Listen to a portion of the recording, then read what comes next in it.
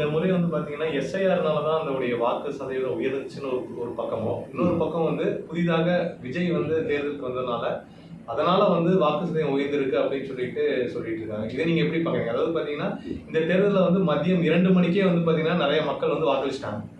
Evening 4 மணிலிருந்து 6 மணிக்கு எல்லா வாக்குச்சாவடியும் வந்து வெறிச்சோடி காணப்பட்டுச்சு.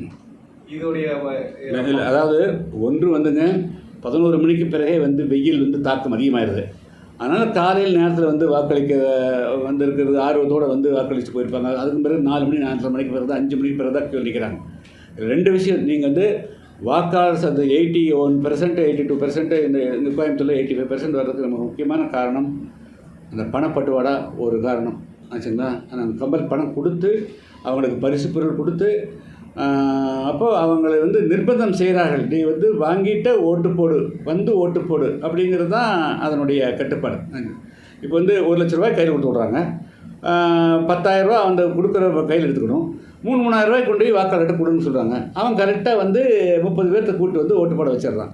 ஸோ இப்படி ஒரு முறைகேடு நடக்கிறது வந்து ஏன் ஒத்துக்காமல் வெறுமனே வந்து இந்த சதவீதம் கொண்டதுக்கு முதல்ல கடந்த தேர்தல் நாடாளுமன்ற தேர்தல் பார்த்தோன்னா 2 அணி, அதிகபட்சம் வேணால் 1 ஆகுது. இப்போ வந்து 5 அணி இருக்குதுங்க. அதாவது வந்து உங்களுக்கு தெரியும். ஸோ இப்போ எல்லா அணிகளுமே வரிஞ்சு கட்டுக்கொண்டு வேலை செய்கிறாங்க. அவங்க விஜய் வந்ததுனால அது அவங்க இளைஞர்கள் கொஞ்சம் கூட போட்டிருக்கலாம் இல்லைன்னு சொல்ல. பட் அது மட்டுமே காரணம் இல்லை. தமிழ்நாட்டில் இந்த பணப்புழக்கத்தினால அது நிர்பந்தப்படுத்தப்பட்டு வாக்காளர்கள் வாக்குச்சாவடிக்கு அழைத்து வரப்பட்டிருக்கிறார்கள்.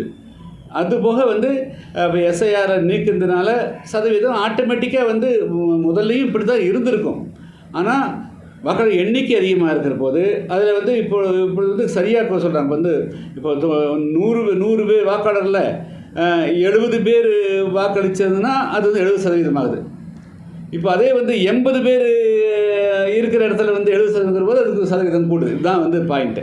ஸோ ஏறக்குறைய 80 லட்சம் பேர் குறையிற போது அதே சதவீதம் ஓட்டு போட்டாலும் கூட சதவீதத்தினுடைய இது எண்ணிக்கை கூடுது. அவ்வளோதான். நீங்கள் போட்டி போட்ட ஒட்டப்பிடாரம் தொகுதியில் வந்து பார்த்தீங்கன்னா அமமுக கட்சியில் வந்து கிரிமினல் கேஸ் இருந்திருக்கு. நீங்கள் அந்த இது இருக்கிறப்போ வந்து அது வந்து இதுலேயே வந்துருக்கிறப்ப நீங்கள் அதை அப்போஸ் பண்ணிக்கலாம். ஒரு மேலே வந்துட்டு ஆக்சுவலாக வந்து கிரிமினல் ரெக்கார்டு இருக்குன்னு சொல்லிட்டு மற்ற எல்லா கேண்டிடேட் மேலே கிரிமினல் கேஸ் இருக்கான்னு லோன் இருக்கிறப்போ அவர் பேரில் வந்து கிரிமினல் கேஸ் இருக்கு எஸ்ன்னு வந்துட்டு இதில் வந்திருக்கு.